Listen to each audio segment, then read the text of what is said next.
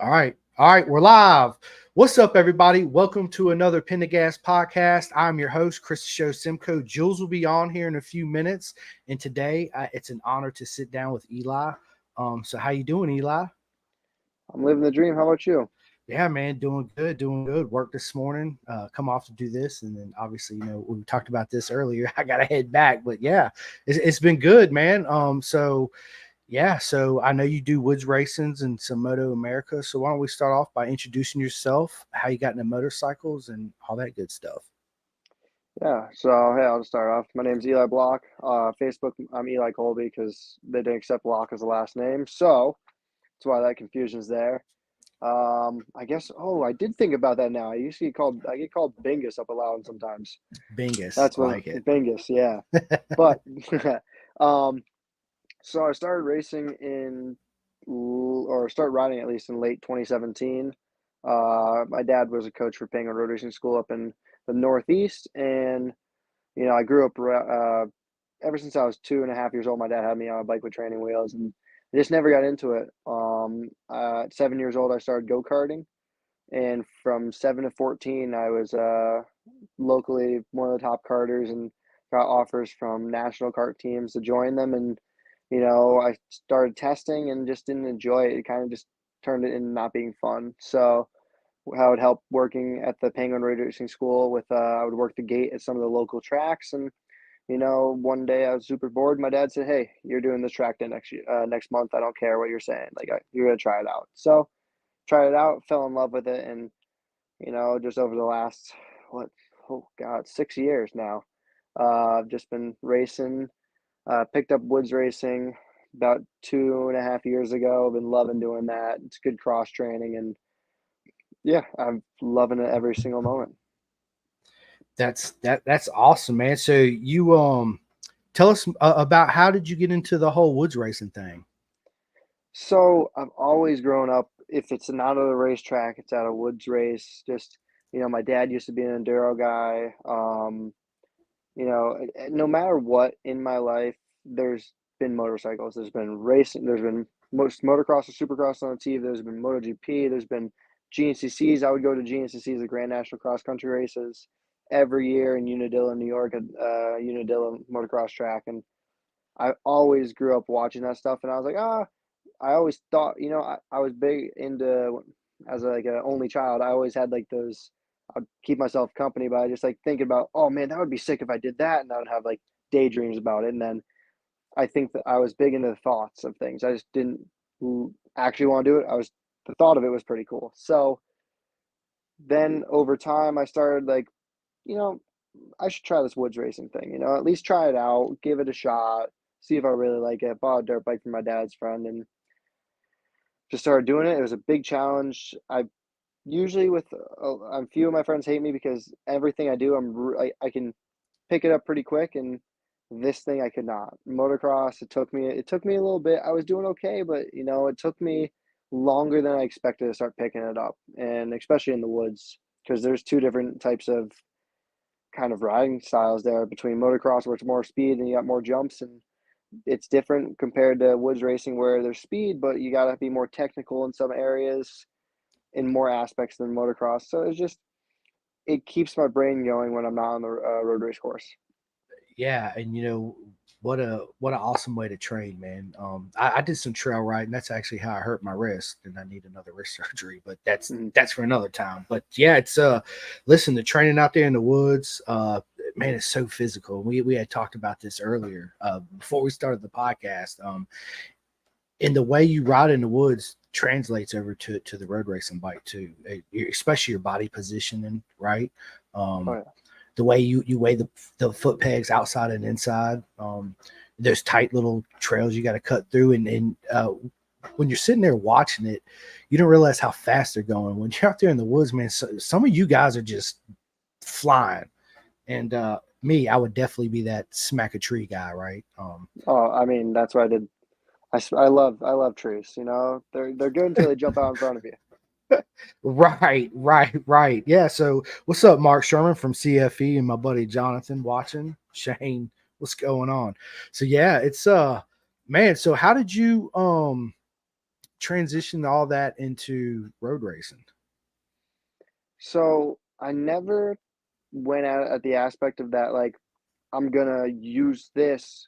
I'm gonna go ride woods for the fact that it's gonna make it better on the road. It's just more like, I think the really thing that made a big difference was just this fitness. Like the fitness was crazy as we talked about earlier. The Yeah, fitness, like my back strength is a lot better because if you're in attack position for 2 hours, your back and your legs are gonna get super strong. So it taught me how to be lighter on the bars, like just practice things. Like you got to be light on the bars. You got to be, use your whole body. You can't be using your top of your body and not moving your legs because then that's going to cause something else. So it just kind of just as constant reminders, not even knowing that you're doing it, that you're still practicing the same concept just in a different atmosphere. absolutely right. And yeah, it all goes hand in hand. You want it to be just second nature. You don't want to think about it, especially when you're out there on speed on the race course, right? You just want it to come secondhand. So, dude, listen, we got a question from Hank Miller. What's going on, Hank? Appreciate you watching. He says, was watching some of your supermoto footage. How hard is it to transition from leg out MX on the SM to knee dragging on the road race machine? So the biggest thing was I started off road racing. So I rode pit bikes at my house, but it's like the biggest thing was I started first knee dragging. So, and I've known all about kind of motocross and everything else, how to ride that way with the bi positioning, but I was so deep into road racing by the time I fully got into motocross on big bikes, where that was just second nature for me by then. But it's nothing, in theory, they're the same thing. You're weighting the pegs, you're out, other than it's kind of like flat track. I would say motocross is more of a flat track position where you opposite pushing down. Yeah. But um, yeah, there wasn't. I never struggled doing with that transition because it's just second nature. But I could see how if you started in motocross and you're trying to get into that feeling of dragging knee, it's a whole different feeling. Oh yeah, for sure. Everybody watching and listening will never forget their first knee drag, right? That you felt like I'm Valentino Rossi. I made it, right? I'm so fast, and no, you're not, right? You just drug your knee. Hmm. Yeah, it's a special feeling the first time you do it, and especially on a motocross bike too as well, right? When you hit that right berm, and you're sitting up top, you're throwing it down, your legs completely out, and you just rail that corner. You're like, oh my Hmm. god, it's nothing like it. I rode, like I said, growing up riding dirt bikes. I never did motocross tracks really. I never really did like a whole big jumps. Like I'm scared shitless of doubles and triples. I ride on the outside of them, right? Hmm. Um, I couldn't imagine. Um, so obviously you do doubles and triples. Yeah, our local track, it's like nothing crazy. We got a few. I think they got like a 75-foot double. Then we got like our big table is like 125 feet. But it's like, in over time, once you start getting used to it, it's just like, as I said before, it's like second nature. Like Right. once you get the feeling for it the first time, you're like, first time sucks. It's always gonna be like you Right. got to commit to it. It's gonna hurt if you Full crash, commit. but That's it. yeah. I But could, yeah. Hey, sorry, I didn't mean to cut you out. If a no, go bear ahead, was man. chasing me and my life depended on it, yeah, I'm gonna hit that triple wide Yeah. open, whatever, give it all it's worth. But yeah, man, and Mark Sherman, you're right. It's not knee dragging anymore; it's elbow dragging, right? So yeah, my last story of my elbow drag is when I drug my elbow, I drug my shoulder and my back and my hip and all that with it, followed behind it. So yeah, I haven't actually, drug my elbow on a racetrack. It's a dream. Maybe one day I'll get there. I'm sure you have many times before. So what's that feeling like? Um, I actually associate it with, it depends on the person.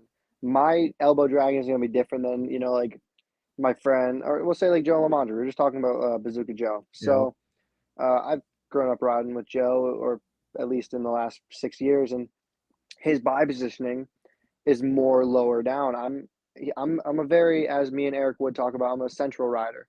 Me, Cam Bobby have the same riding style because we're in the center of the bike.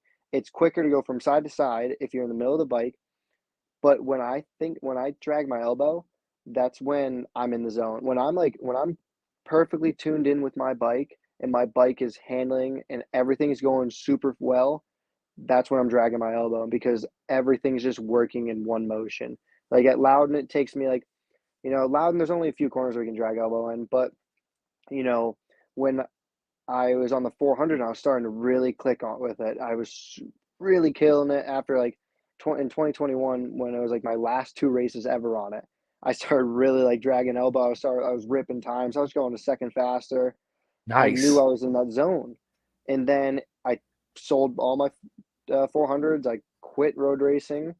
I went straight to, I was gonna only do supermoto at Loudon in 2022 and dirt bike racing, and then I got some stuff happened. We can go deeper into that later, but I came back this year and I was on a 600 and a 400, and it took me a while. And then at the classic, I was dragging elbow like crazy just because I was in tune with my bike. I was in one piece with it. It was like everything. It felt like, I don't know, felt like what poetry would feel like.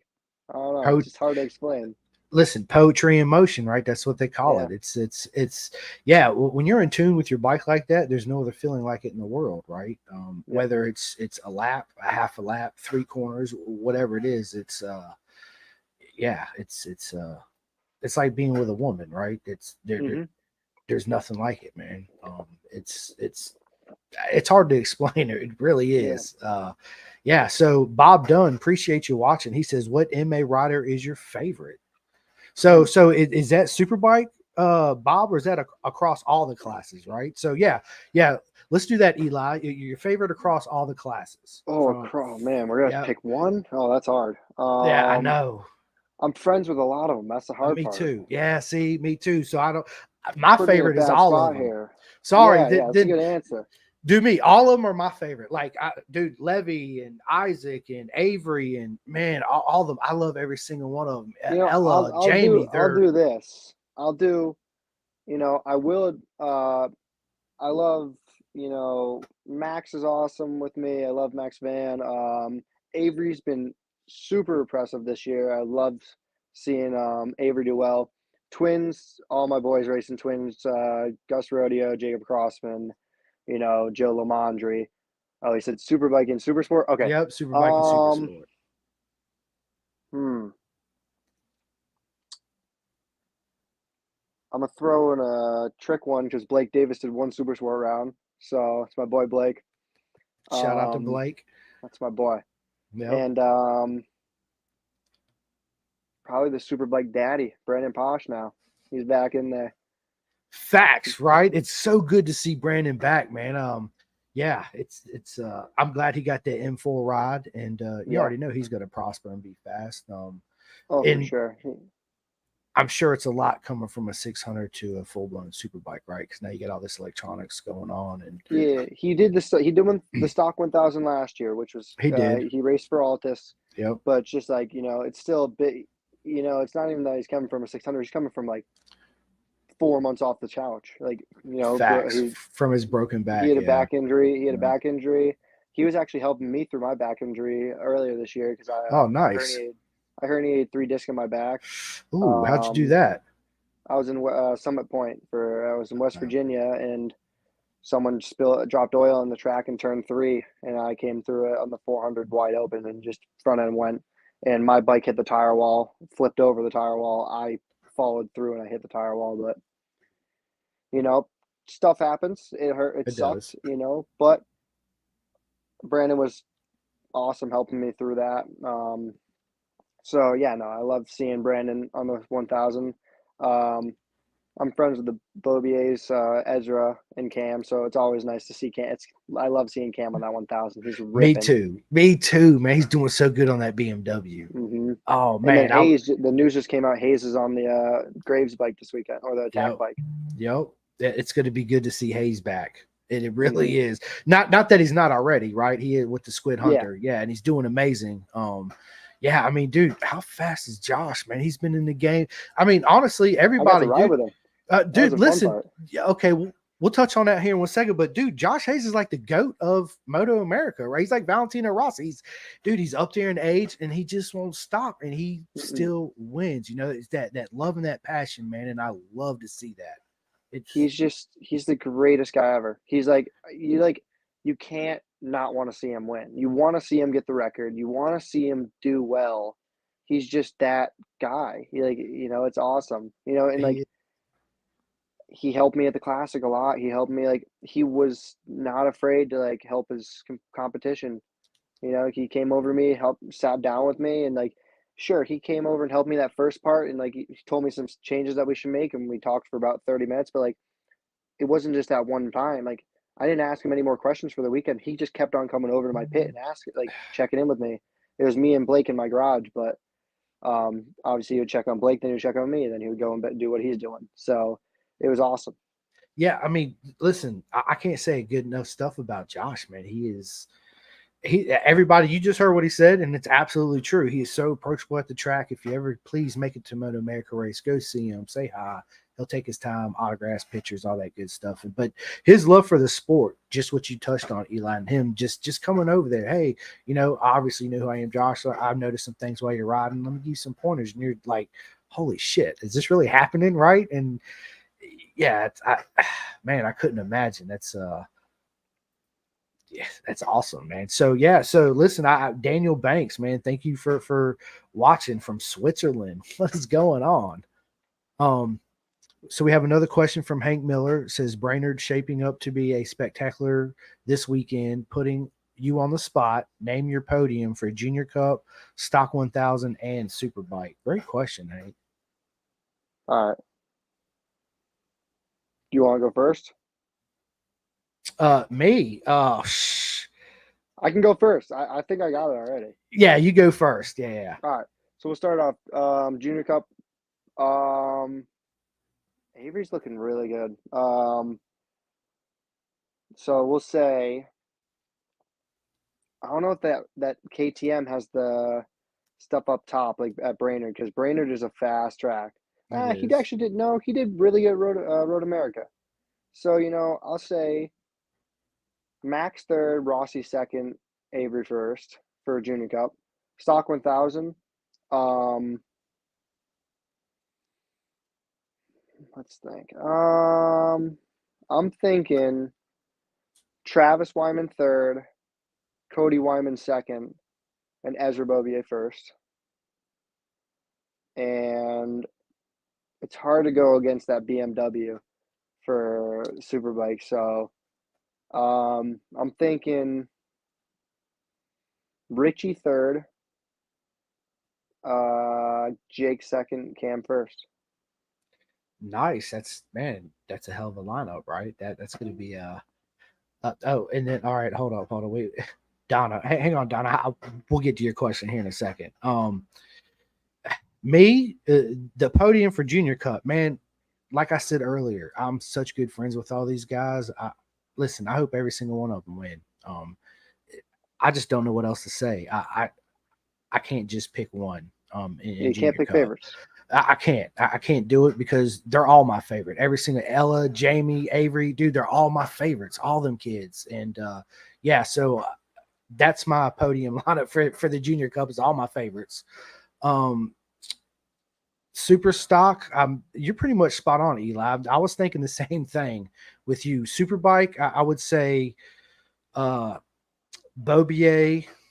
Gagne, and maybe Heron, man, because that Ducati's no slouch, and Heron's been, honestly, I didn't really think Heron was going to be that good on that Superbike as soon as he was, right? But he surprised a lot of people, and I think that if his head's on straight and his focus is good, I think he's got a really good shot being on the podium. It's sad to see that Peterson's not going to be there. So we all wish him a speedy recovery and to get well. So yeah. I think I'm thinking there's two things. Posh he did get his first podium last year at Brainerd. It's also the 1 year anniversary of Scott's passing, which is going to be a big drive for. I mean, I was hoping to go there just for that. Yeah. As you can see, that's right above me. Yep. So he was like a second father to me. So I can see that he'd want to go out there and put a show on for him. And also, like what as you're saying with Heron, like I've never been a big Heron fan. Always kind of thrown me on a weird side, but I've gained a lot of respect for him this year as a rider. He is killing it on that V4, and he's just proving. I know how he is. He rides off of that, like he proves people wrong, and he proved me wrong this year. He's doing amazing on that V4, and he's got a great team behind him. But that doesn't take anything away from him. He's riding the bike. He's been a beast on that bike. I mean, oh yeah. Yeah, and a lot of people don't like him, and I understand, but he, hey, Josh is fast. He's a champion, and there's nothing else to say. That's it, right? So Donnie Allen, thank you so much for tuning in, and Eli, your picks for the Twins Cup. For what? What is up, Jules, my man? What up, yo? What up? What's up? I was just listening on your conversation, but keep going. Yeah. So we're thinking Twins Cup for who? Yes, yeah. For when? Your podium picks for Twins Cup. Okay. Because I know the next race is at Pittsburgh. Yes. Okay, so for Pittsburgh, okay. Blake was dominant there last year. Yes, he was. I would love to see my boy Blake on top. Gus second, and let's think.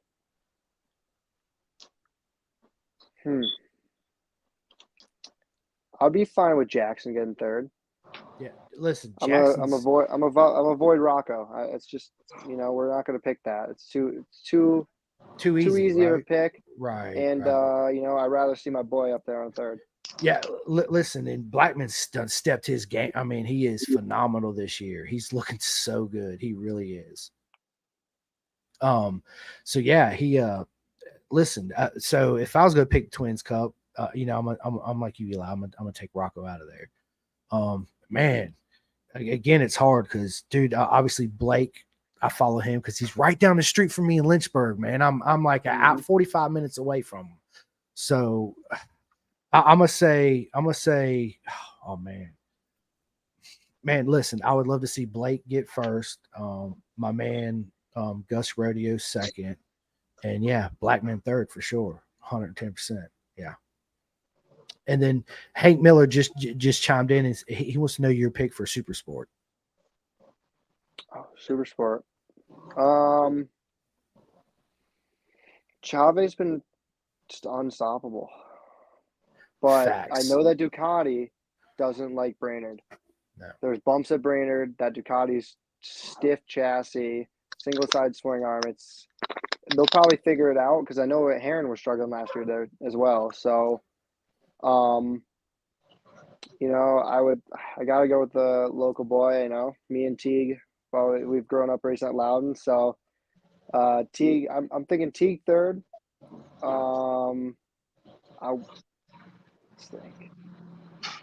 want to see Maz get second. And Hayes first. I want to see that. I want to see the record be broken finally, and he'll have the double track time on the 1000. Facts. Everybody wants to see Hayes win that. Get that Donny Jules. Everybody wants to see him take it, man. Bro. Absolutely, man, for sure. That dude's the like what you said, the GOAT of Motoamerica, bro. Like, right, the Valentino Rossi of Motoamerica. He's done everything. Won on everything, every bike. I don't care what it is. He's been on. He got the trophy. Just go to his house, and I'm sure.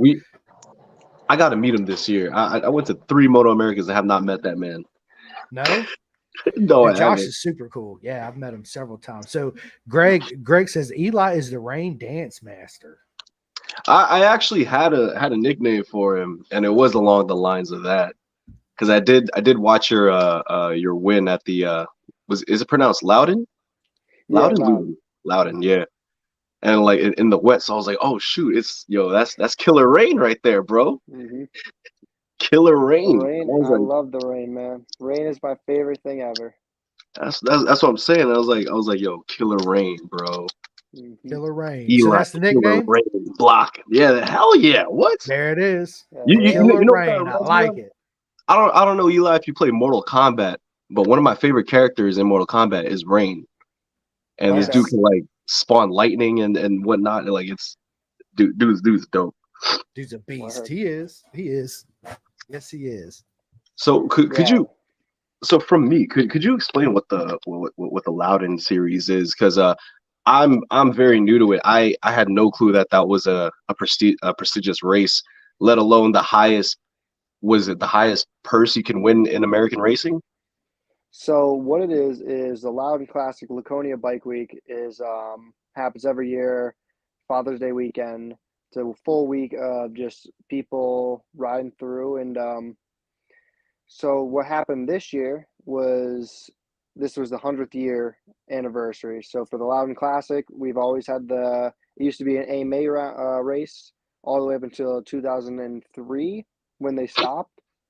And now they kind of it was a local race ever since this year, where it was back to the first pro race. So they want to make something special this year.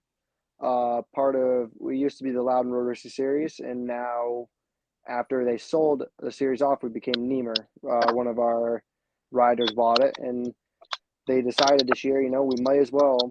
This is going to be history. It's the longest road race in the country. We're going to put up the biggest purse. So some anonymous guy from, I believe, down south donated $250,000 up for a purse. Nice. So they put $250,000 for a purse for that one 600 race. And they had the two supporter classes, which are the twins and the 400s.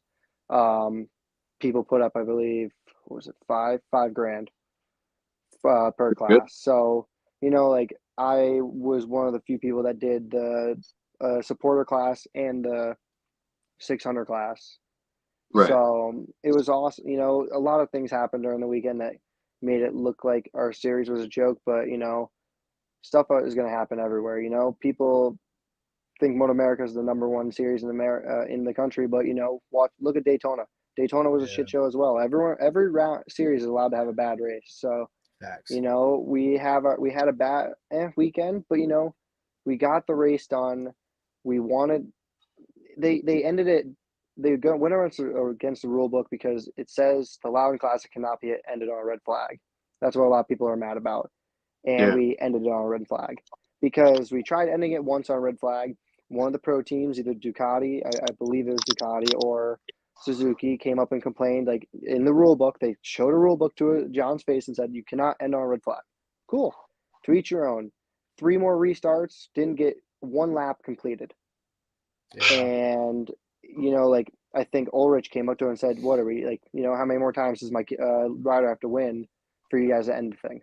Yeah. So it's like, and these are all, I'm not sure what people have said. Like it's all I've heard. But what are we waiting for someone to die so then we can go back out and have another another restart? So it was Loudon's it's got good grip in the rain depending on the day, but we have the paint stripes. And with how the weather was, it was super humid. All of our visors were fogging. And once everything fogs, the paint stripes look just like pavement. Yeah. So Wow. that's what caused a lot of the controversy, chaos. A lot of them were people high-siding off paint strips. I was one of them. I high-sided. I was the third red flag, and then I picked up my bike, went back to the pit, and we fixed it up. Or my dad and a few other guys fixed it up. But it was an amazing race. We got pros back in our area, and I got to race with the super sport guys. It was my first ever pro 600 race, and to end up with a 5th place in that one and then win the 400 race, I was happy with it. I was able to beat some big names. I was able to beat Hayes. I was able to beat Teague. I forgot who else. I know Richie. There's just a whole bunch of top guys in Motoamerica that I beat, and it could be because they crashed, but I also crashed as well. So I was Mega job, Eli. Yeah. Yes, mega job, bro. For real. Yes. I was trying to watch some yesterday, and it was kind of difficult for me to find coverage on it. Like it was hard. We were trying to get it covered by TV, but they wanted an extra $125,000 to get it covered, Yeah. and we didn't have that money. Yeah. Yeah. There's So a big expense that comes with that. Sorry, Jules. So the names you just mentioned, I thought I heard PJ Jacobson's name thrown in there too. Who was on that Warhorse? Because I saw the Warhorse bike. Like I said, I'm completely new to all this. So I saw the M4 bike, and then I saw I'm sorry, not the M4 bike, the Vision Wheel bike, and then I saw the Warhorse bike. I was like, whoa, what the hell? What is this? How come I don't know about this? Yeah. So what happened was we put out this purse, and then I think in November, they put out the signups, and they made it like there's a 40-person cap. First 40 people that sign up, you get in, and then they take 32 out of that. They did that just for, they were going to try getting everyone to sign up so quick because they want to show the list to TV so they can take off money per rider, yada yada, big names. So they did that, and I signed up 5 minutes after it started because it was 10 minutes because I was driving for my work. I was driving, and I have kids in the van. I'm not going to try and take my phone out and risk my job for that. Right. But, I signed up 10 minutes after, and John Grush calls my dad. He's like, yo, guess what number your kid is? The owner of the series calls my dad. He's like, 41. And my dad's like pissed off. He's like, what do you mean? So you're not going to let him race? And he was like, no, we're letting everyone that signs up race pretty much. And we were just doing this to make it so everyone rushed to sign up so we can get a list fast. So it was rumored that both Ducati was going to have two riders, Heron and Chave, race. M4 had their 3 bikes. Yeah. And then Hayden Gillum was going to race for the Disrupt bike. He was going to – I forgot the whole list. The list was huge. We had huge names on it. We were rumored that people were going to come over from BSB and World Superbike that were going to try racing this because it's that big of a purse. But obviously, as time went through, kind of faded out. People didn't sign up as people started pulling out. And as people were actually just signing up, just hoping that they get in so they can sell their spot for more money over time. So it ended up where PJ raced for Warhorse. He was on the V2. Teague Hobbs, Tyler Scott, and Richie Escalante were on the 750s for Vision Wheel. Josh Hayes was on I forgot what R6 he was on. It was not, I think it might have been, I don't think it was the Squid Hunters. Yeah, I don't think it was neither. It was, I think the MP bike got shipped over, the Melissa Paris bike. Yeah. What other pros were there racing? Blake was there on his own 600. Lamondre was there on the Baus Racing 600. Dude. There's a lot of boys that came up, and I don't know. It's a different track, but these boys did very well for what they were doing. And what were the race results for you? I tried to look up a lot of the information. It was hard for me to kind of track. Yeah, so it ended up. I'll give the top 5 for the classic at least. So the winner was Tyler Scott. Then Blake got second. PJ got third. Brendan Posh 4th, and I got 5th. So in the 600 class. So that was I was happy with that one. So for everybody else, bro. Yeah, I tried my hardest. I ran the fastest lap of the race, and sheesh. Yeah, I was the oddball out. I was the only Michelin tire guy out there, and it was an open tire rule, so you can run Pirellis, Dunlops, and Michelin. So nice. And what bike did you run? My R6. Okay, so here's the predicament. All right, mm-hmm. Cam Peterson is out with injuries, so Stamboli. Yeah, put Eli on it. Yeah, put Eli on it. I heard you got a free bike, my man. They just announced that Hayes is going to take that spot, so I'll let Hayes take that spot for me. Oh, they did? Oh, okay. Yeah, they did. Yeah. So look, man, Yeah, all right. Eli, put him on, and I'm with it. We actually got a question come in from our good buddy Isaac Woodworth. What is up, buddy? He wants to know, Eli, what is your favorite track on the Moto A calendar? Does it have to be on the calendar this year, or can it be one that I raced 2 years ago? Do both to satisfy the question. VIR. VIR? By far my favorite track ever. So you just gassed up Chris right now. I know. Now I raced it in 2021. Love that track so much. Current schedule, Pittsburgh. Love it. Nice. Pittsburgh. Sweet. Pittsburgh. I'm like debating on going to Pittsburgh if I can make it. If I could call out of work, you know. Mm-hmm. Yeah, right. But we'll definitely be there in Jersey. Facts. Sure, yeah, we were talking about that. Yeah, I'll be down at both rounds. I know, I can't wait. Sweet. Yeah. And then you won in the other supporting series, right? The 400 race.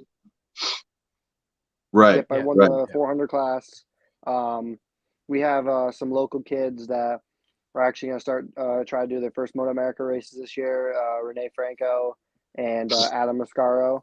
So these guys will be out there doing their first Motoamerica rounds this year, which is going to be awesome. Sweet. So they were racing. I think I just have a little more rain experience. Actually, I kind of just set a pace and just ran away. But Renee actually ran a faster lap time than me because she was pushing. She caught Adam. The last lap passed him at the line. And, I pulled away. I think I had probably a 15-second lead by the end of the race. But I was able to get the whole shot and just set a cruise control where these guys were kind of just, Adam was in his own little world for a little bit. So he didn't know how far someone was behind him or in front of him. There was no rabbit. And then there was no bear behind him to get chased by. And then Renee had that rabbit and she just went for it. And they both are killing it. I'm excited for them to try their first round and, go through what I went through. And this is why the junior class is my favorite freaking class, Me dude. too. I love because the it's junior just class. been getting so competitive. It is. Now, Go ahead, Jules. As a newly acclaimed nickname, Killer Rain, Eli Block. What is it about a rain race that excites you, man? There's something about it. I forget. I've only ridden in the rain. I did I've probably been over 10 times in the rain in my whole entire career, but it's just on a supermoto, it was super easy. It was just foot out, just it hooks. The Michelin rain tires were hooking up on that thing, and it was awesome. And then I've only ridden a 400 in the rain 2 times, including the classic. And my 600, that was my first time ever riding a 600 in the rain during that race. That's awesome. So I'm at first I'm going out there and it's been years since I've done a rain race. It's been since probably the Loudon Classic 2021 where I did a rain race or ridden in the rain. And I forgot what it was like. I didn't forget the skill, but I forgot how everyone was in the rain. Everyone's a lot different in the rain. Fast people can be slow and the slow people can be fast. And it was something weird. It felt like everyone was going in slow motion, not against anyone, but it's I was able to carry speed like normal. I was able to brake at the same markers. We were going same speeds on the front straightaway, and I was braking the same markers and making the corner and just carrying the same speed as normal. Obviously, I was a little bit slower, but I don't know. There's just something about, I've always been a smooth rider, so it's always helped. It's gone with my style. I don't hang off the bike. I'm always very central on the bike, so I've always been very smooth, so it's always helped me. So I think just the rain and even with the motocross and the wood stuff, woods is all about finding traction. It's starting off with a base where you have this much traction, so you have to find that traction. Where we start off with this much traction. In the rain, we have this much traction, so we have to find that traction. So I think it's just everything comes full circle. Right. That totally makes sense. I was actually looking at your Instagram page, but real quick, we have the freaking prototype Kevin Horney says he'll be racing at Pitt. Yeah. Damn. Hopefully I get to see this man in person, yo. You will. I saw this one video on your Instagram where you were just sliding through the snow. And I was like, yeah, traction is definitely not a problem for this guy. Yeah. looks so much fun. That looks so much fun, man. Tell us about that. Make it look so Ice easy. racing. Yeah, well, Ice I know, racing but is- fun, right, Jules? Yeah. Yeah.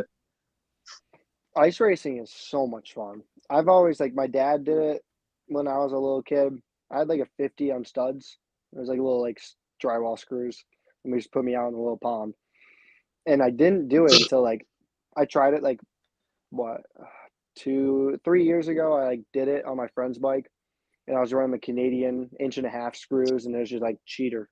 It was like, oh, this thing has grips like crazy. So I rode one time, and then I got my own ice wheels. I got my own fenders. I got my own bike, and rode about 4 or 5 times, and that was the video. That was probably like my 5th time on the ice, and I just picked it up. I felt it. It felt just like motocross. It had the motocross aspect, but it had the grip like road racing.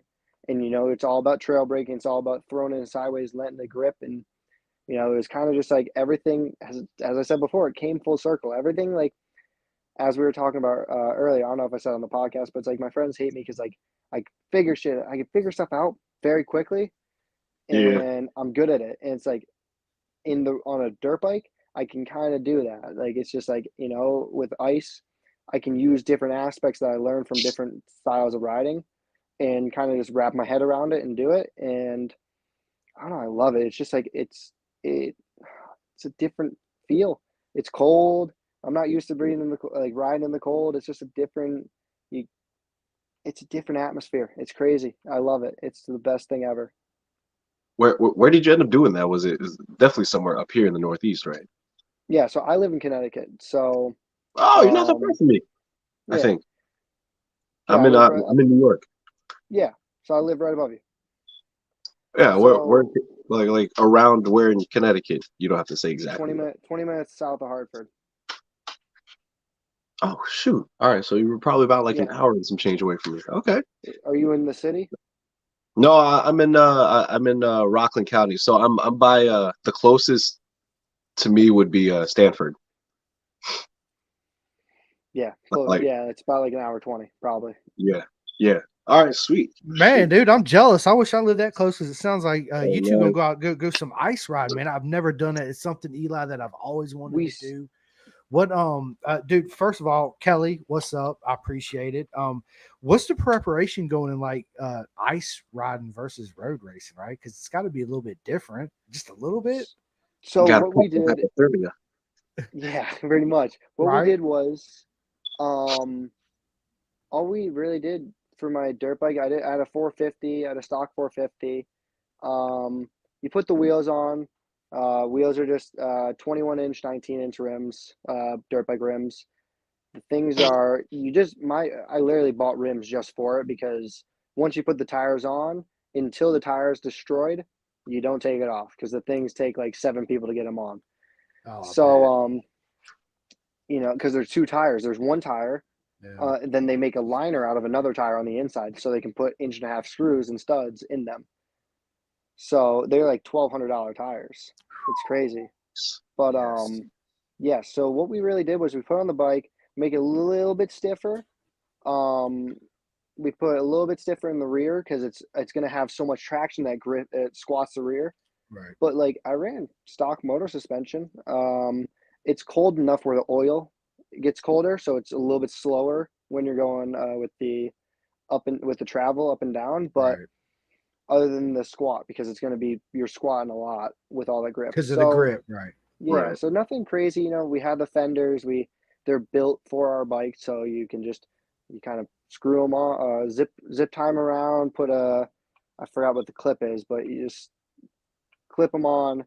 Then really the only thing I did was I had hand covers that go over my wrist, and some people run a tether, so if they crash, the bike shuts off. I bought a tether. I never put it on. I never had a chance to put it on, because by the time I was like super into ice, I broke my hand doing a winter race for Woods. So yeah, nothing crazy for preparation. If you have all this stuff, it's not like it's super crazy, but from the outside looking in, it looks like there's like a whole bunch of stuff. Yeah, it does. It really How does. cold does it Yeah. get? Depends on the day. I do it up north. I do it up in New Hampshire where I race Loudon, so it can get really cold and get into, you know, proper days are probably in the low 30s, high 20s. So Jeez. it's like, and the bikes run perfect because they love the cold. So Yes. Right.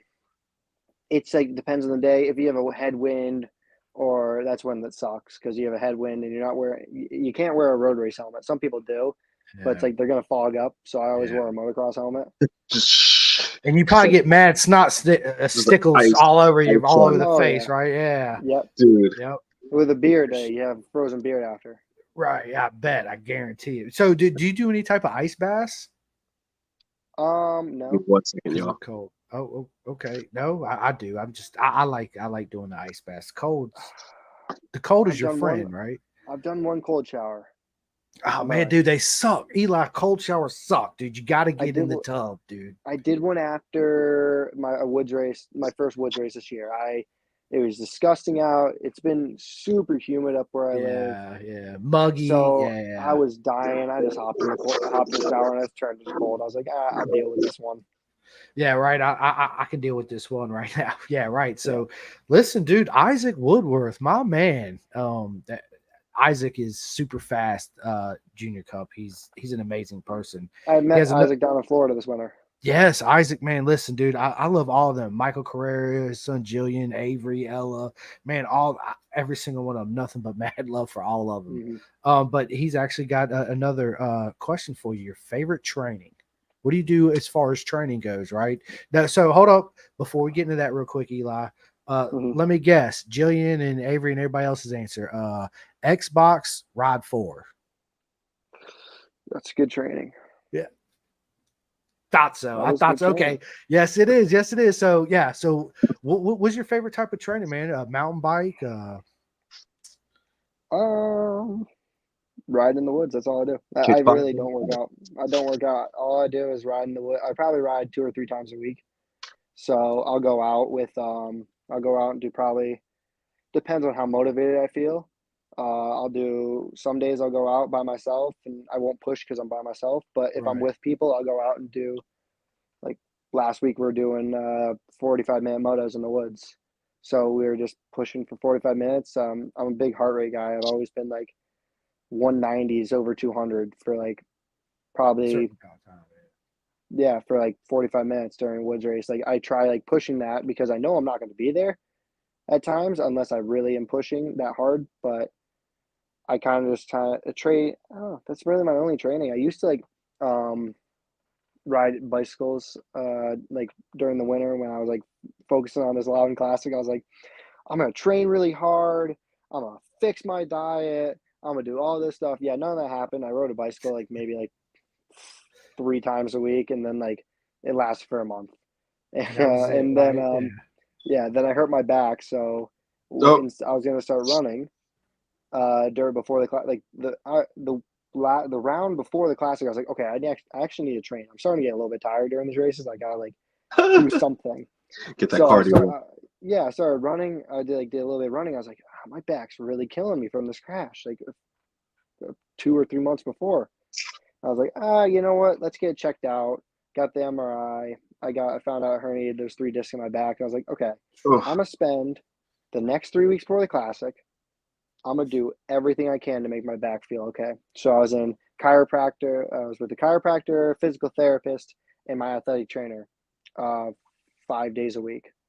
So I spent instead of that was kind of my training for most of my Right. racing. But yeah, I'm not big into weightlifting as you can see. So nothing crazy. Unless it's I'm beer all about 30, that. right? Beer 30 counts, don't it? Yeah. Yeah, Yep. beer 30. Okay, all right. I just had to throw that out there.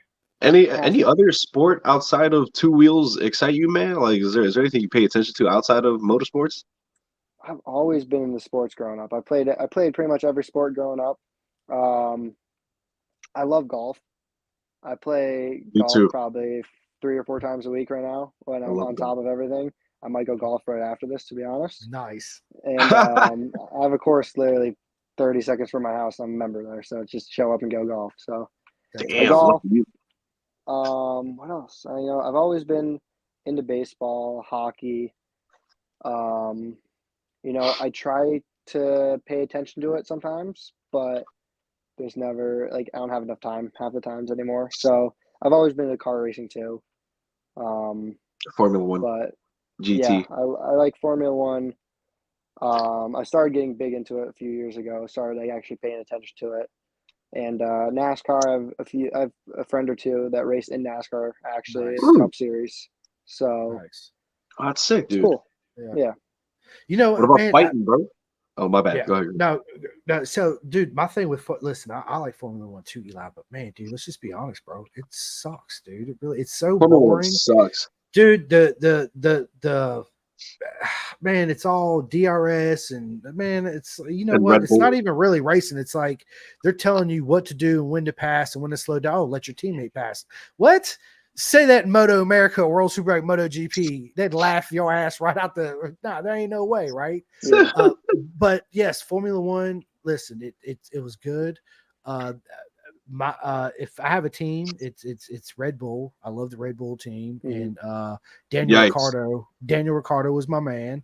Of course, Lewis Hamilton is awesome, right? But man, I was like the underdogs, man, and Ricciardo was just he's awesome, but he is. But listen, so we have another question. Again, it's from Isaac, my man. He wants to know Skidmaster. Yep, Skidmaster Woodworth wants to know your favorite F1 team and rider, Eli. It's hard to go against Red Bull. I've always been a big Red Bull, even though when it was Toro Rosso back in when they were racing at Indy. So Oh yeah. Well, they still are Toro like Red Rosso Bull? as a junior team. Yeah. Yeah. Rider, Well- Verstappen, however you say his name. I'm a big Lando. Lando. fan. I love Listen, I Lando. like Lando Norris too, man. He's my second favorite. Mhm. Yeah. He's got a good head on him. Not Chris just casually taking a picture with Zach Nauer, bro. I mean, Zach Brown. Yes, I got a was picture with sick. Zach Brown. Listen, when I went saw to that. Casually. Texas, yes, dude. Look, I'm walking through the airport at Charlotte, and there's like 2 seats left. So I walk over there because it was crazy busy, right? And there was a flight going to where I'm going in Kansas, and then one going to LA. And I was like, "Hey, man, can I sit right here?" He's like, "Yeah." And I sit down. I turned to my left, and I was like, "Holy shit, you got to be kidding me right now! No way, right?" And I was like, "Bro, Zach, dude." And he was Brown. like, "Yeah." I said, "Zach Brown, yeah, McLaren." I said, "Dude, can I get a picture?" He was super friendly. Took a picture. Obviously, you see it. He really didn't smile because he was actually in a hurry. But yeah, it was awesome to. Knowing my cheap nosy ass, I would have been like, "Yo, I'm pretty sure we both wear a double XL, bro. You got one of them extra McLaren shirts on you." Yeah, right. Them shits are expensive, boy. That's a fact. Ooh. That is a No, fact. you ain't into fighting at all. I'm still trying to find somebody who's like into fight sports. So my dad's always been into like watching like he would watch UFC when I was growing up. We would always have like UFC fights on the TV. Like, I don't keep up with like fighting like religiously, but like if there's a good fight, I will watch it. Like if I don't have to pay for like a $70 pay-per-view, like I'll go watch. Like, I'm not big into spending money that I can't for racing. So like my main focus is like I gotta spend money on racing. I can't spend money on something that's like an hour. But like I respect the crap out of fighters. You sound like me. Go ahead, Jules. Go ahead. I feel like the adrenaline factor kind of they kind of share motorsports and fight sports. I feel like share the same adrenaline factor, right? Where it's just you and nobody else, right? The moment you put on the helmet, it's you by yourself. The moment you get in that cage, it's you by yourself. I mean, yeah, you have a team that supports you. You have a team that wipes off your blood and gives you advice. But once you get in there to do the actual doing, you're by yourself. Yeah. And that I guess that's why I took a liking to motorsport, because before all this, I was and still am a huge combat sport fan, right? So the same high that I get from motorsports is the exact same high that I get from fight sports. So I'm like, oh shit, you're like, this shit comes hand in hand. I mean, I know a couple of riders that do practice it. Like I know Cam Peterson is really into UFC. We chop shit about UFC every time we see each other. Cody Cochran, I know, likes to train kickboxing. He's a stock 1000 guy. Yeah. The Conqueror. The world conqueror right there, man. World That's Kratos Conqueror. right there. Yeah. But yeah, I Kratos. always thought that they always come hand in hand. You have freaking people like, oh, you don't see it that much anymore. You have Scott Redding learning how to box. You have Mhm. Toprak, who's pretty good at boxing now. Like he's getting really good at boxing. Like Mhm. it comes hand in hand, in my opinion. For Yeah, sure. for sure. Yeah, absolutely. I would see how it would, right? The focus and the agility, of course, because you got to be super agility to ride one of these bikes fast for a long period of time, too, right? Oh, yeah. Especially when you come off, right? You don't want to be all stiff bone to break more bones in the process. But Mhm. yeah, it all goes hand in hand. With all that. But dude, Eli, what I was gonna say earlier was, man, dude, I'm like you. So I only ask Jules, I only spend my money on what I need to when it comes to racing. So I do Oh, yeah. MotoGP. I do the MotoGP app, the Motoamerica app, the World Superbike app, the Isle of Man TT app. I pay for all that up front every year at the beginning of the season. Because that's what my TV, right? And when road racing's over with at the end of the year, yeah, I'm sad. I sit on the couch, but I go back and I watch all the reruns. Mhm. That's what I'm doing Yeah, right now, yo. It that's what I sucks do. that we're in a little break right now. Like we can't watch No. anything. I mean, we heard Count Yeah. Crutchlo's coming back. So Well, British Mhm. Superbike, that happened last weekend. British Superbike. I'm gonna have Yeah. to send you the link. I didn't send you the link, Jules. Nah, no, you didn't. Listen, Jules, I'm gonna send you the link. Eli, I'm gonna send you the link so you can watch I, British Superbike live racing for free. I'd be All right? down with that. Yes, dude, absolutely. It's awesome.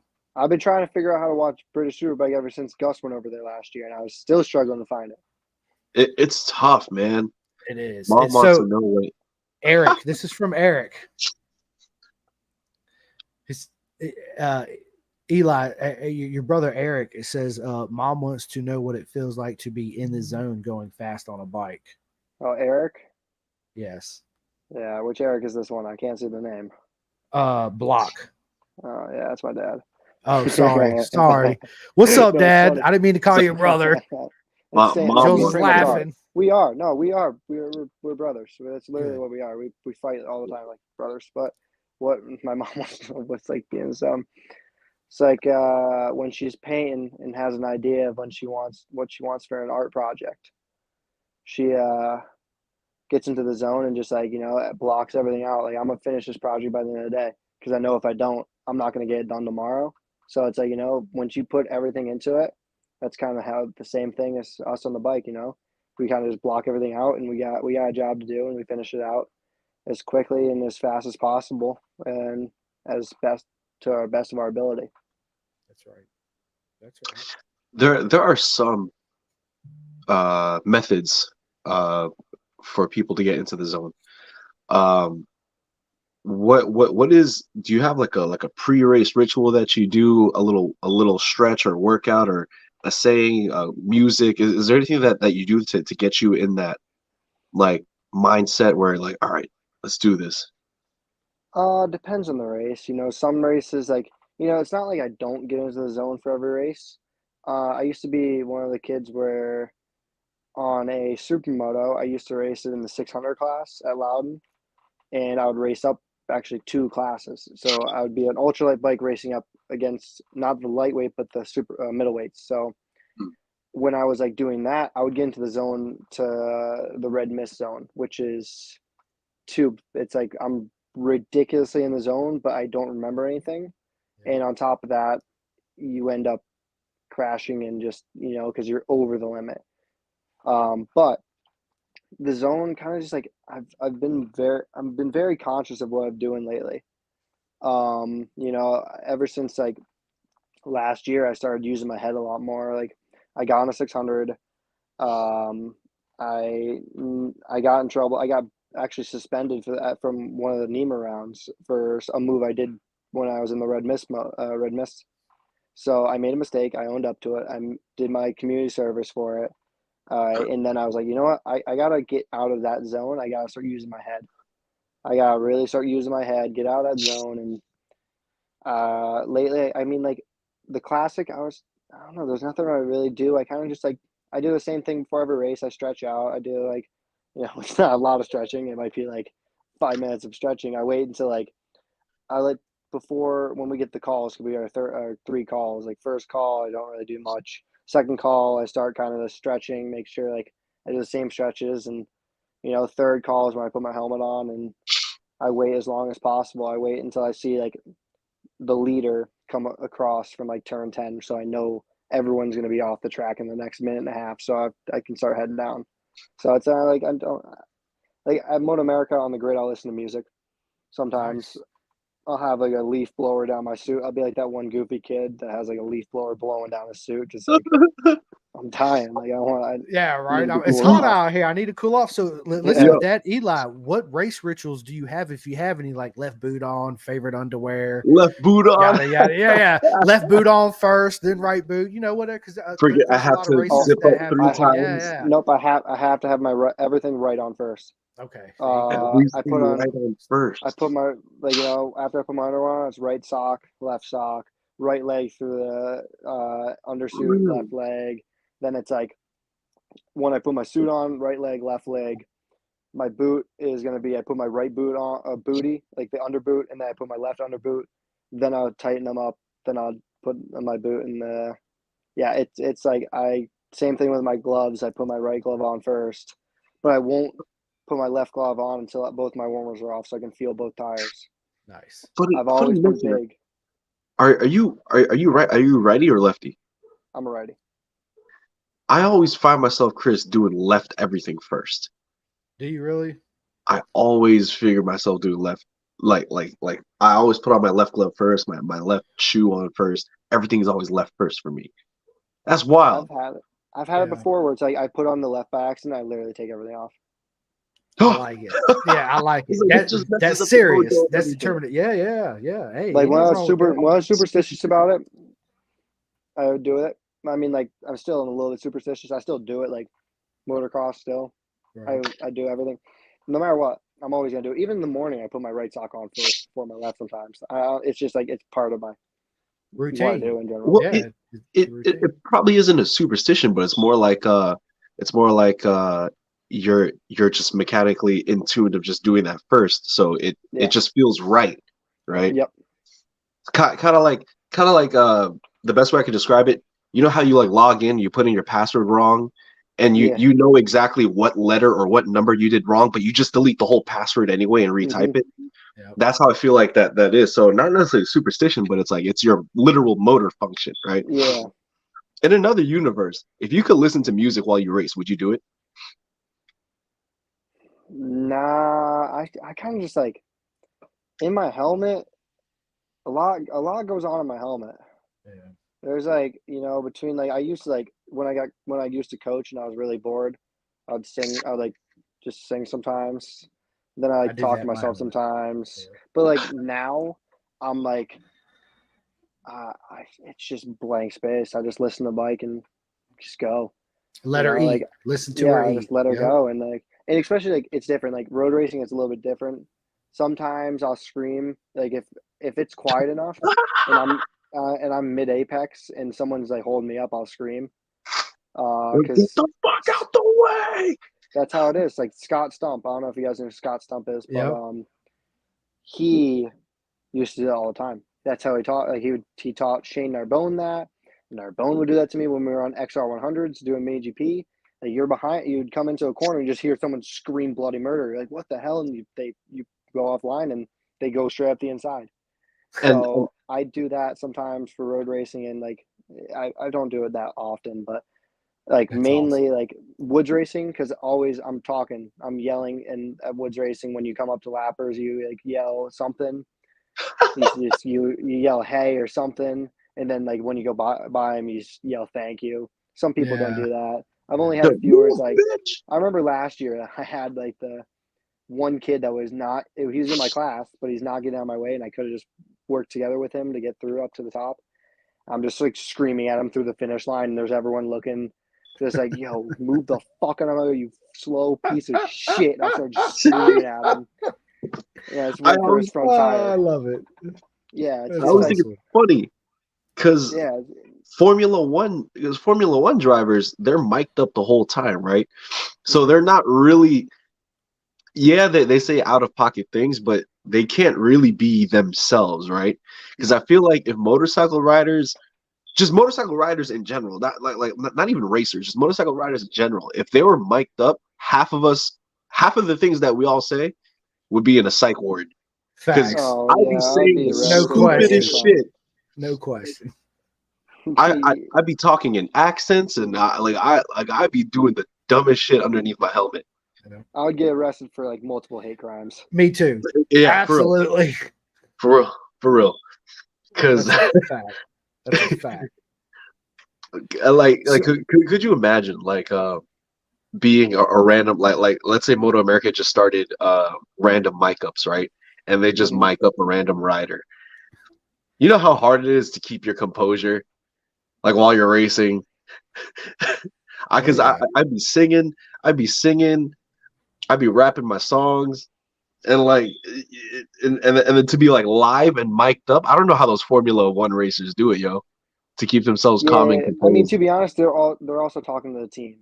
That's mainly they're used to communicating with the team their whole entire life.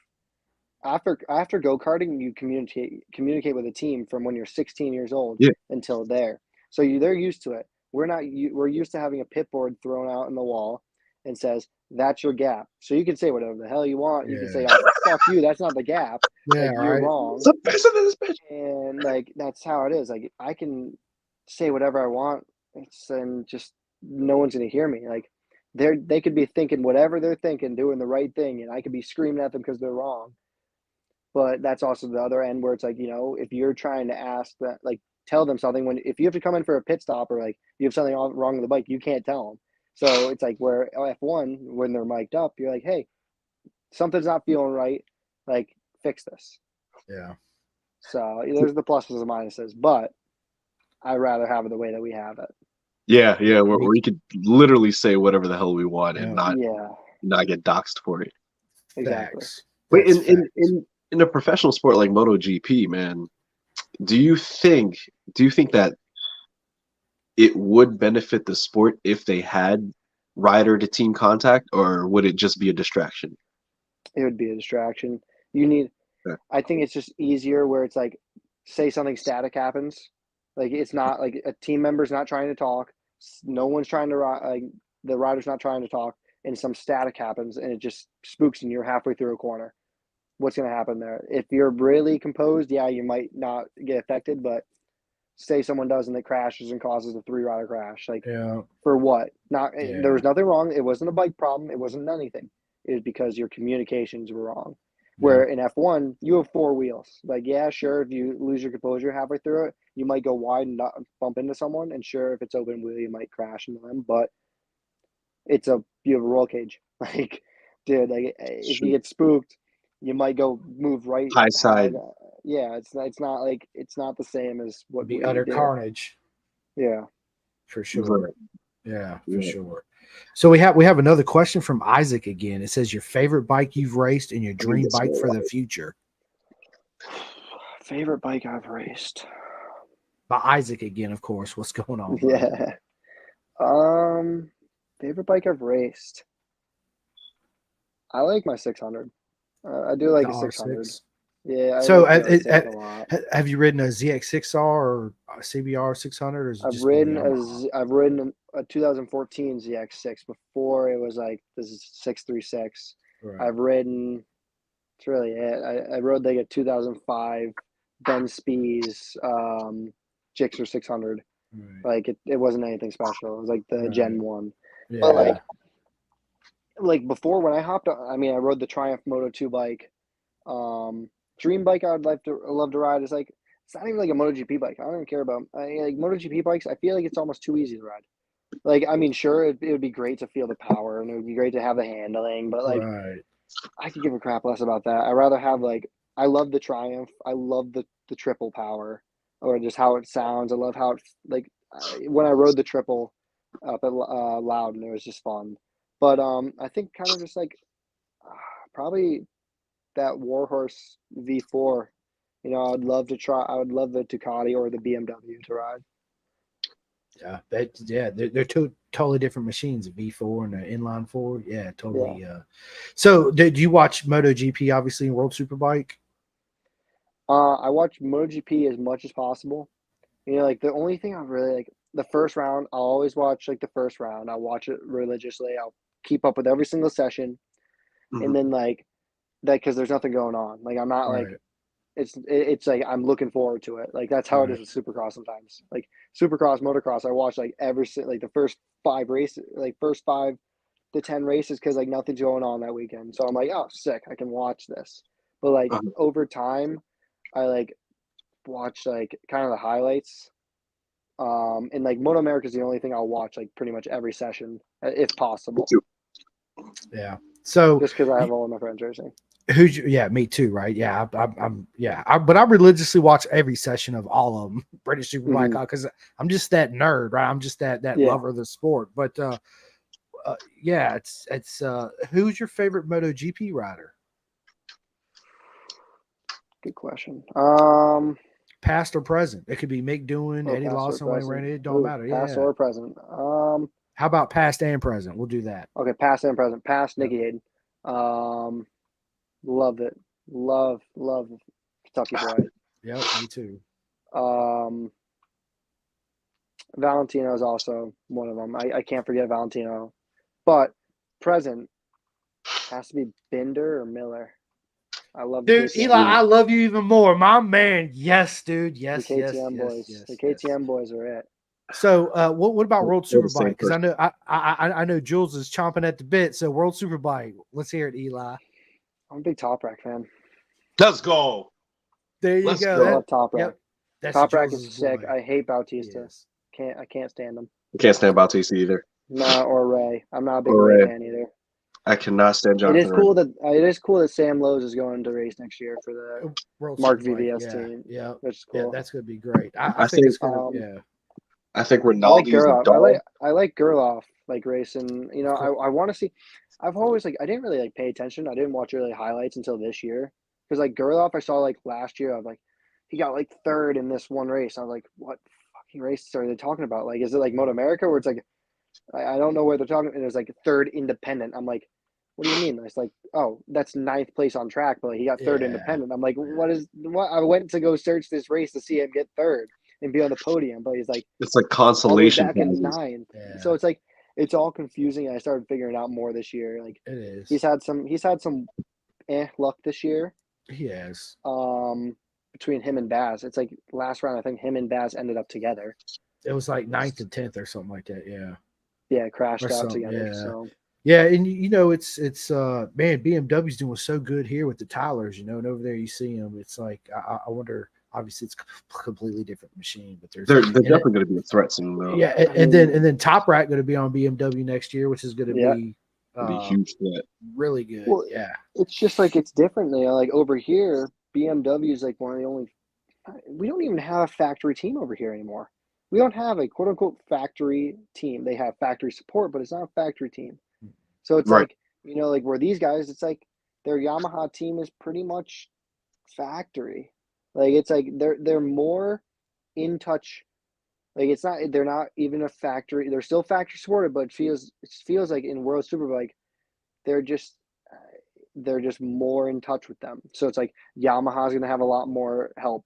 Kawasaki, like dude, we have no Kawasaki's here. I Kawasaki know. suck here. I No know. one even rides them in stock 1000. So it's like Kawasaki. How has a Kawasaki been competitive for the last 7, 8 years up until now? Because the factory's actually helping them. They want to kind of just promote and keep on pushing that forward. Even the Honda, like the Honda's pretty freaking fast there. Yeah, it Like, is. you know, it's like, and now the BMW probably doesn't, it doesn't seem like the top BMW team has that same support. Like now As the here, Livono, yeah. yeah, now we're here, that BMW has Alpha, which isn't the factory, but it's Alpha, Yeah. where they're just kind of like pushing and pushing and pushing more development onto this team where Attack's kind of been at the same plateau. Don't get me Right. wrong, their plateau is amazing, but their plateau Yeah. of their bike has been here. Our Yeah. bike has worked for Cambodia, our bike has worked for Hayes, our bike has worked for so long that why would we change it? You know, we can make small changes. They made like their transmission change this year, but it's like these guys on BMW throwing in swing arms, they're throwing in swing arms left and right. They're like Constantly changing things. innovating. Yeah, so it's like, and even with the Ducati boys, like the Ducati, that's like a fact. There's factory support for that. They had factory riders come over and try it, and they're bringing over Italian mechanics with them in crew chiefs. Yeah, So it's like that's a fact. where it's like I can it's I think that's why World Superbike's kind of interesting to watch. It is too, and also, man, to bring a point back is that I think Kawasaki and look, Aprilia used to be here in America too, right? But I think all that's got to come down to budget, right? So they want to budget their racing program for Johnny Ray, which was the dominant guy in World Superbike. Because I mean, let's just face it, World Superbike is the dominant superbike class in the world, right? You got World Superbike and you got Moto America, Australian Superbike, and all these, and all the best people go to World Superbike. So. I think a lot of it has to do with cost of money, man. What I wouldn't give to see factories back in Moto America. We need it, like Aprilia and Kawasaki and Suzuki, not taking anything away from M4 or Vision Wheel, of course, like you said, they're factory supported, but they're not full on fledged factory with the factory people from overseas there, speaking 35 different languages and all that snazzy jazz shit, putting all their effort into it. So yeah, you got a guy named Fred working on your bike. Like that's it. It's Fred down the street, dude. He works on Right. motorcycles. That's it. Yeah, it's not like Tazaki Akuno. It's just like some random like guy that's straight from the factory in Suzuki. So I don't know. It's just like I don't know. I think the game's changed. What really needs to happen is we need more international collaborations, right? So it starts with the riders. So we've had Tony Elias, Hector Barbera, Loris Baz, Daniele Petrucci. That's cool. That's cool and all. But what about like international promotions? Like what if what if Motoamerica did a collaboration with like BSB or something, something like that. It can happen. I don't know exactly how, but it can definitely happen if they just sit down and like talk about it. Because I feel like if we can just start mixing up talents here, not only does it make us better, but it makes the sport of Moto America more approachable. Because a lot of people across the pond are watching BSB, but like a lot of people on this side of the pond aren't really watching Moto America like that, at least not yet. So I'm just man, like it all comes down to how you're promoted, because once promotion goes down, then the money comes in. Once the money comes in, the racing gets more competitive. The more people will want to watch. I think MA is doing a pretty decent job so far, but I feel like there's definitely much more that they can do. I mean, for us to be getting riders who have competed in a world level to come here and compete, like that's great. But I feel like we could keep pushing the envelope just a little bit more, Yeah, it is cool though. It is cool to see, like, Petrucci.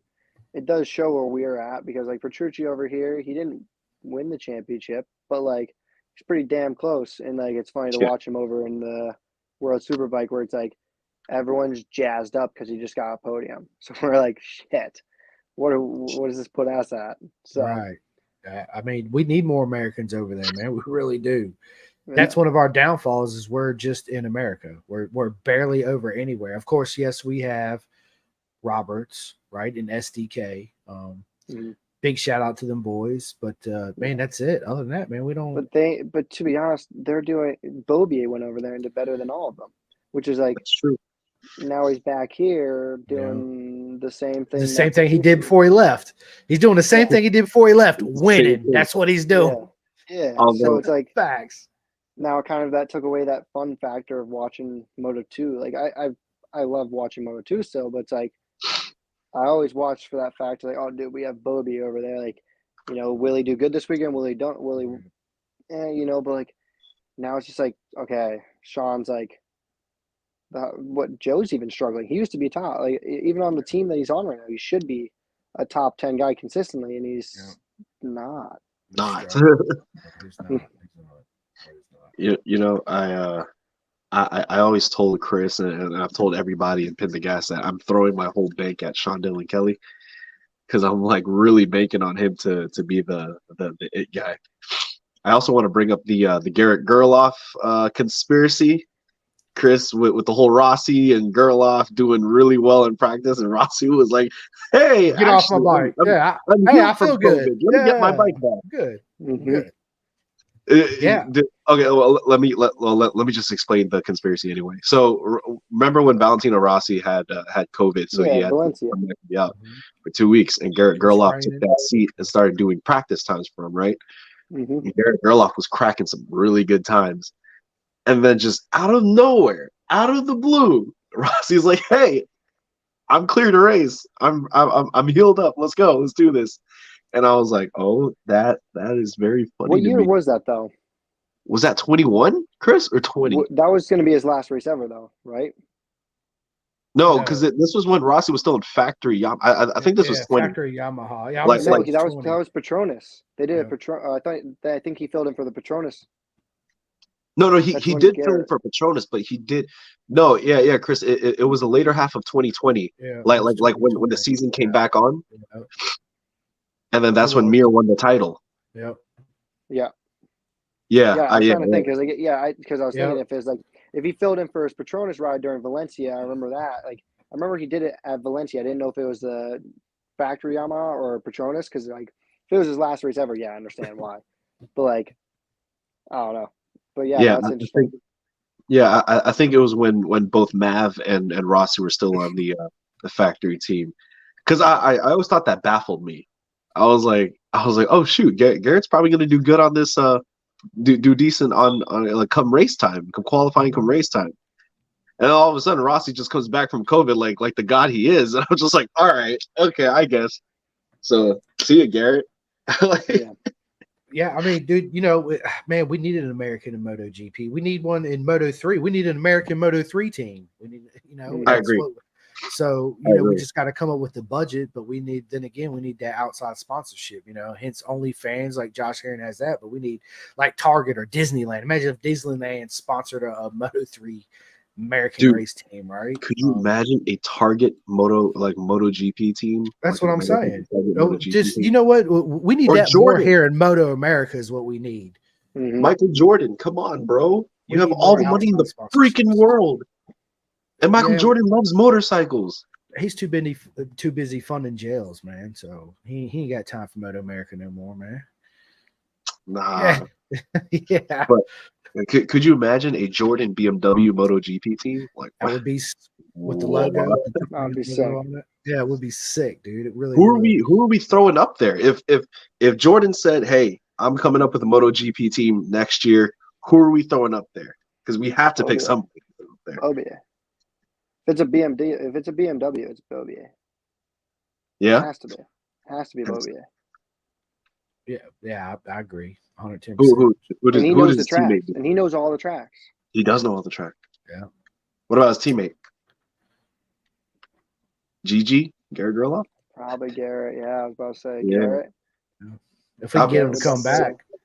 But we don't want him to come back. We want Garrett over there in World Superbike, man. We're over there. We need somebody. We need more people over there. Like we have a whole bunch of Americans here, like riding. Nobody else nowhere, right? Keep them over there.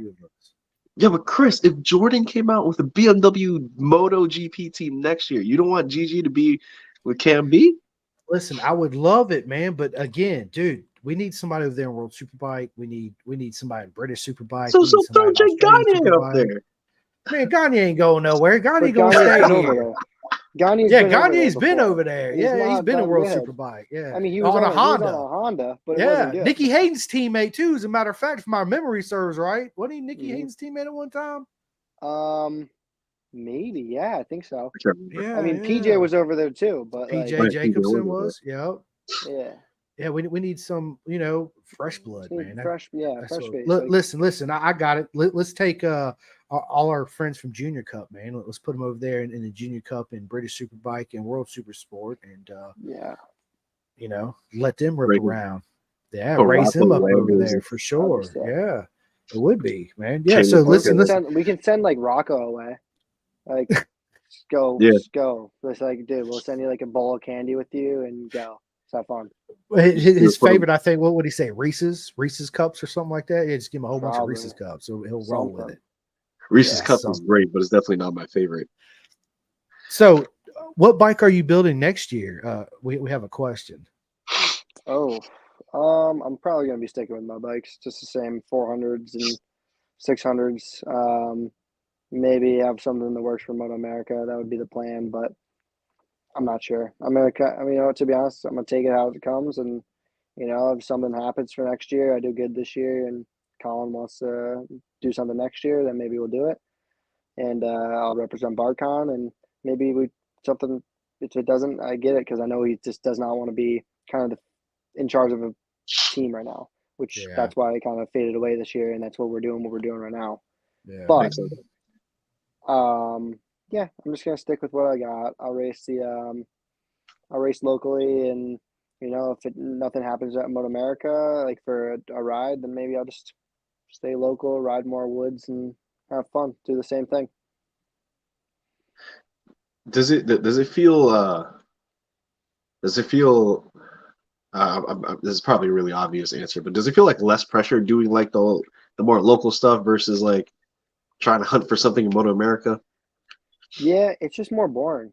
In my opinion, it's just boring. I love the community. I love being at Loudon with the family, but the riding is kind of boring. I've always been like a solo rider at Loudon. I've always had to push myself.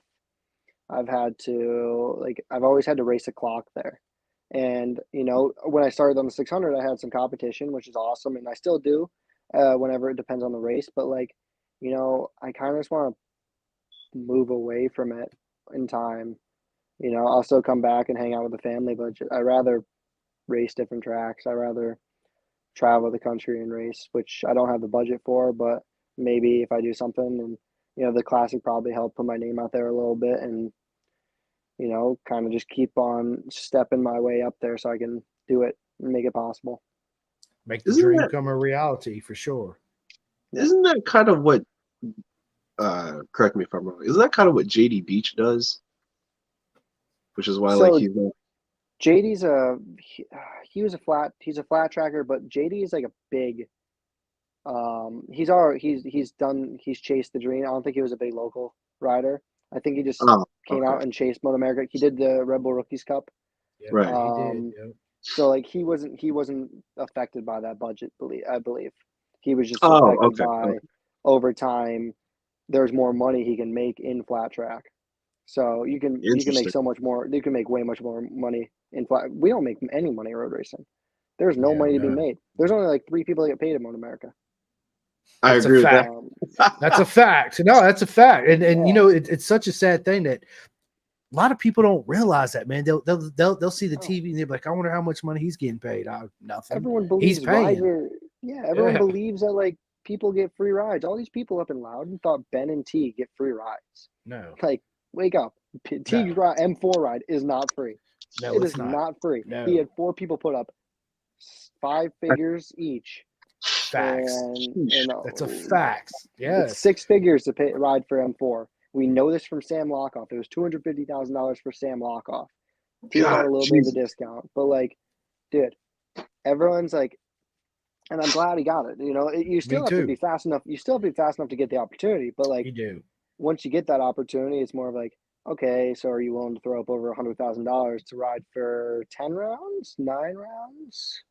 I forgot what it was, but like, dude, you're paying over 10 grand a weekend just to be on a bike. So it's like 100%, dude. 100%. So and my dad's always been super real with me.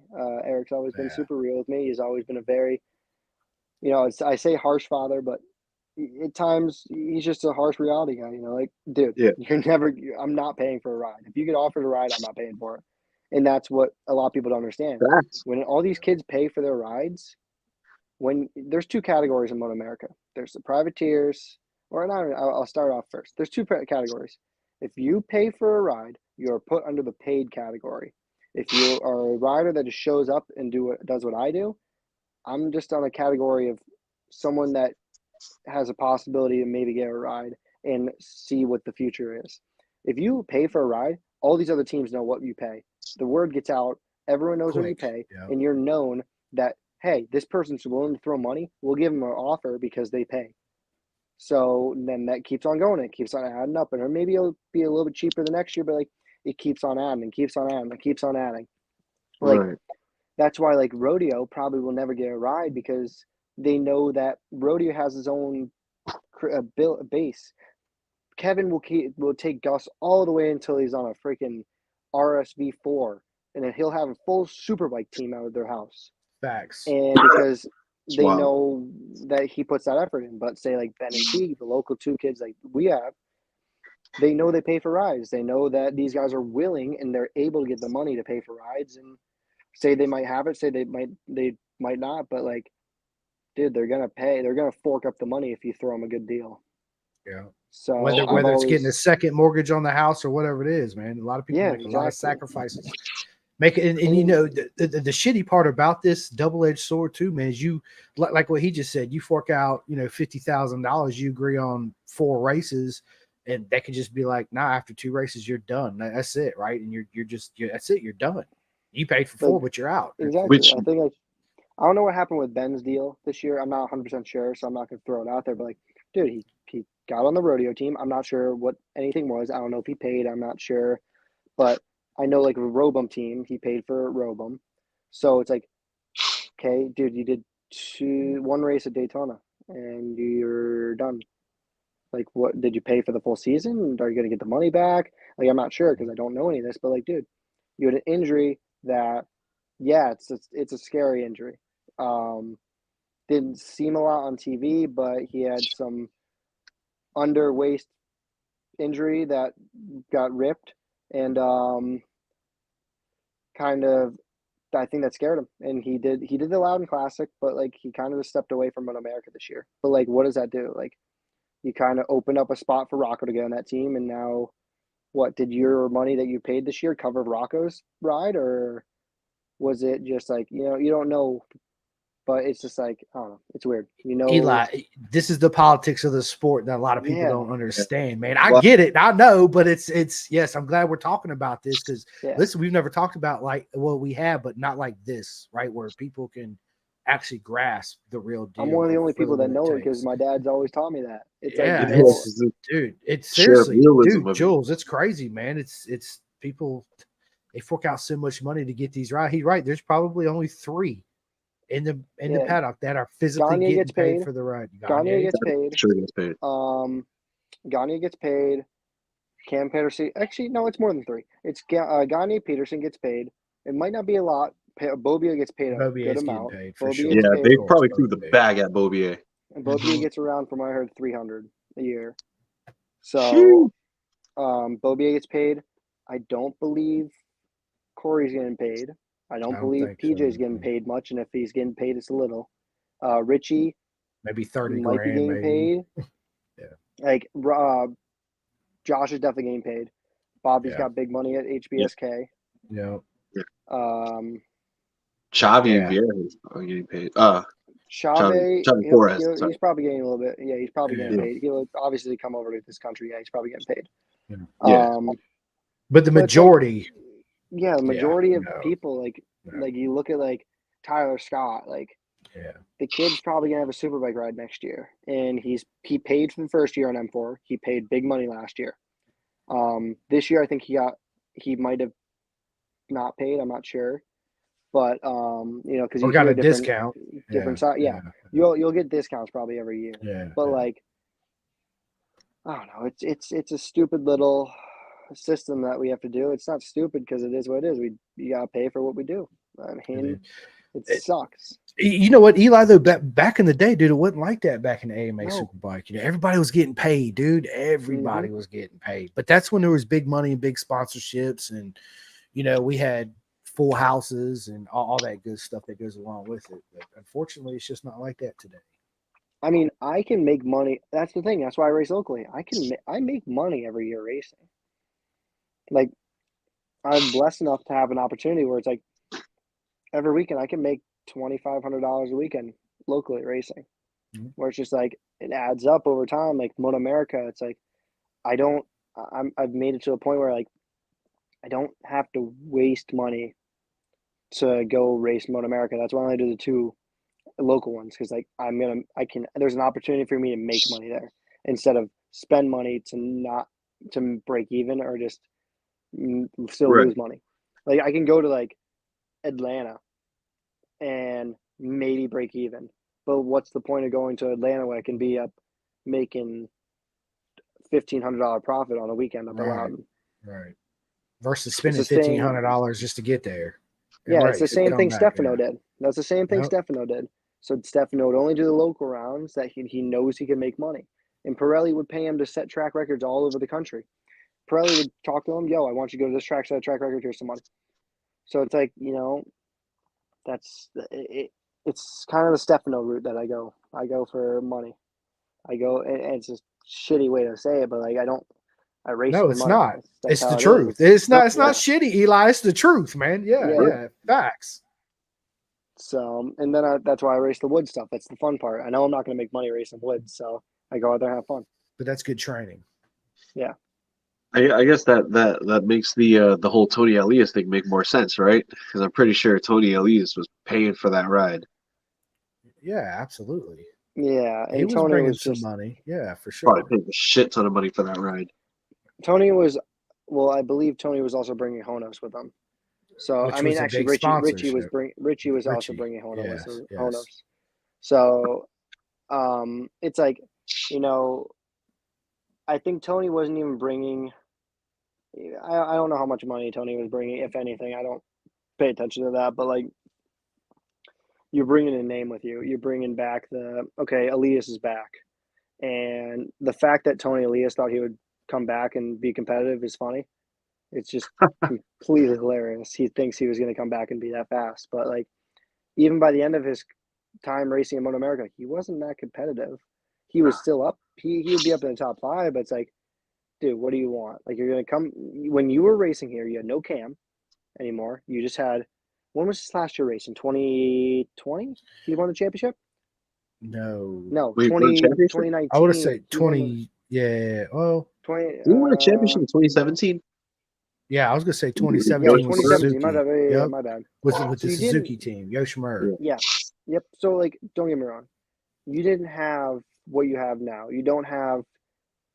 Think about it, the top 5 stack. You got Haranov V4. You got Gagne. You got Bobier. You got Peterson. You got Jacobson. Jacobson. Yeah. You Skoltz. got Skoltz. You got Yeah. everyone. So it's like you got a lot of people. Like if you're somewhat close to them, you should be pretty happy. But Yeah. like the fact that you could tell he was out of it, and you were telling he was getting humbled real quick. And Yeah. it's like the fact that Posh came out first round and did better than him all season Yeah. is good to see. It's like, Well, I think too, Eli, when he had those 2 one-off rides with Yamaha, and he actually got on the podium on one of them. Obviously built his confidence up, right? But yeah. you're not on a Yamaha. You're going back on a Suzuki, which is a completely different motorcycle, right? The And way a it's set bike- up. Yeah. and the bike's not even close to the way that when you used to ride it. That's not close. Like there's a whole different. I think the bike changed a lot in the last few years. Oh, I'm sure it has. Yeah, especially when it comes to race bikes, for sure, 110%. Yeah. From Yoshi to M4, Vision Wheel, like it's just. Oh man, Suzuki. I as someone who loves Suzuki, it's been hurting for me. Yeah. I mean, Richie's been doing good, it's. Oh, go ahead. What? Richie's been doing good though lately. Yeah, That's exactly what I was really good. It's cool to see Richie doing what he's doing, but it's like, man, how much more patience? Because I could be wrong, but for me, I feel like there's so much more to Richie than what that bike is giving him. You never know. I mean, he did it on a Cowie. When he was on that Cowie, that bike was not worth. I mean, the Cowie's not that good for a 600. I mean, like they got it to work, but you can see how much he was struggling on the thing, like handling wise. Like he was able to make it work against a Suzuki, so he should be able to make this thing work. Facts. Okay. Good But point. he has a team around him. He has a full team around him. He made that Suzuki 600 work at what's it called at Daytona this year. So it's like it was a 600 obviously, but like obviously the 1000 is a little bit different than an animal, but they've had more years working on and more time on that 1000 than they do on the 600s. So it's a double-edged sword, but I believe that he was a solo rider for half the or a few rounds this year. They had 2 full 1,000 teams that could focus on one rider to help him make it better. So I think that it's just those guys up front, those top 3 that are beating him, are just that much more in tune, and he's still trying to figure it out. Well, he's not doing a bad job doing so. No, he's doing great. He's doing good. Look at him. I think hopefully by next season he definitely be competitive with those top guys. And you gotta remember he's injured too. He got injured. Yeah. He got injured at the Classic. He crashed 2 times at the Classic, so he's pretty beat up after that. So he came back and he was doing pretty good. Yeah. Yeah, for sure. How it was for him. But anyway, gentlemen, we've kind of reached the hour 40 mark. I don't want to keep Eli here too long because I know he's got some golfing to do.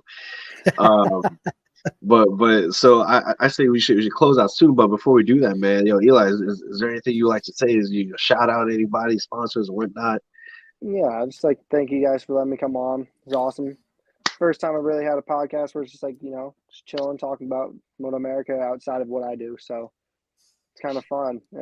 So yeah, just like to thank everyone who supports me. They all know who they are, my parents, and I can go for a whole list, but BartCon Racing, Team ECB Racing, the whole crew. Colin's been a huge help, and I can't wait. At Pittsburgh and Jersey, we'll have the BartCon pit back, and I know they took a hiatus from Motoamerica, but we'll be back and be back and stronger than ever. So yeah, got to thank everyone, Motor Race, Michelin Tires, Dunlop for helping me out on the 400s, Behringer Brakes, Anthem Leathers. I can have this list go on forever, but to everyone, thank you guys so much, and thank you guys again for having me on. Dude, thank you for being on. I gotta apologize for my lateness, but thank you so much for being here, man. I as a fan, I've learned a lot from this one. It was very knowledgeable on my end.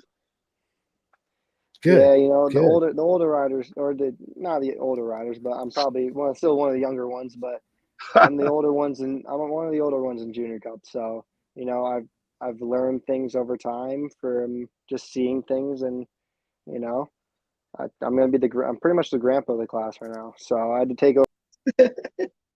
Oh no! What happened? Oh, there we go. We're back. We're back. I had to take over for Cody Wyman. So now I got the grandpa role. That's awesome. Yeah, man. Listen, Eli, it's an honor to have you on for sure. I know, man, you've been talking for a while, and it's something that, we'll have you back on again for sure. We'll do a Facebook Live video for sure. But listen, before we get off here, everybody that watched got to enter a drawing. I just did the drawing to win 2 stickers for free. So Hank Miller, I know you sent me a message, said you got off here, so I'm gonna send you a message. Congratulations, you won 2 of our new stickers. Congratulations. Of course, Eli, you got some coming to you in a shirt too as soon as I get them in. And everybody, listen, everybody that watches, everybody that supports us, everybody that comments, man, thank you so much. I love every single one of you guys. I know I say it all the time, and I really mean it. Everybody here, I do. It's such an honor to be able to do this and connect with all these fast people like Eli and everybody else, and become friends. And Eli, I can't wait to see you in Jersey, man. I just want you to know it's going to be a big old hug. Yeah, man, for sure. 110%, man. And I appreciate everybody watching for sure. Thank you. And you already know where you guys can find me at and Jules at, right?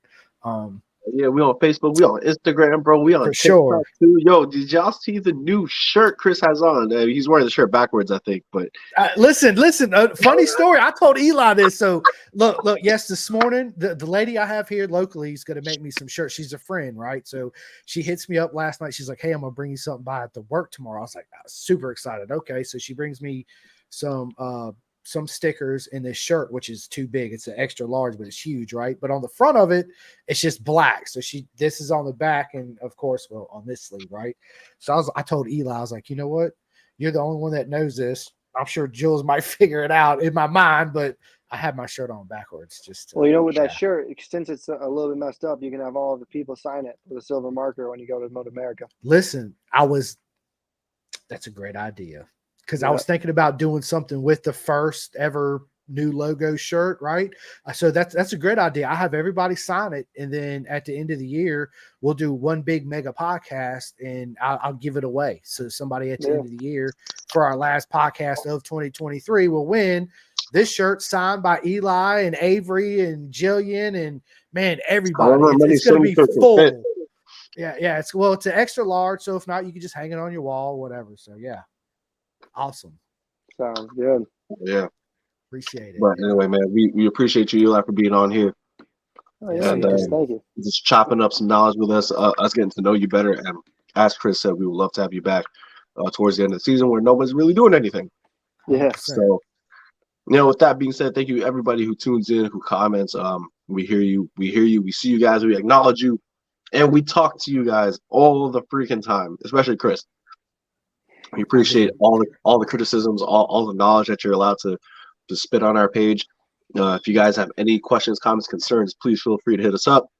Comment on the Facebook page down below, and just keep engaged with the community because that's what we love. Until then, I'm Jules, Cool Jules Postanes. That is Chris, the whole effing show, Simcoe, and my man Killer Rain, Eli Block. Thank you so much, everybody. We'll see you at the next episode. Peace out. Hang on, Eli. Stay on here for a second. Yep.